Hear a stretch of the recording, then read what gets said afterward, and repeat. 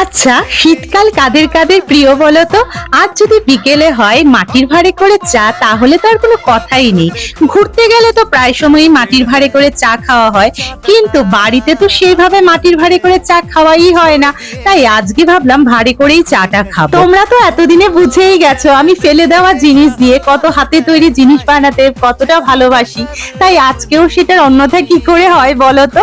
তো ওই মাটির ভাঁড়টা না আজকে ফেলে না দিয়ে ভাবলাম ধুয়ে টুয়ে একটা কিছু বানিয়ে ফেলি, যেটা ঘরের কাজেও লাগানো যাবে আবার দেখতেও সুন্দর লাগবে। অতটাও তো আমি সবকিছুতে পটু নই, তাই আমি আমার মতো করে সুন্দর করে সাজাতে বসলাম। আর তোমরা শীতের মধ্যে কোথায় কোথায় ঘুরতে গেছো অবশ্যই কিন্তু বলো।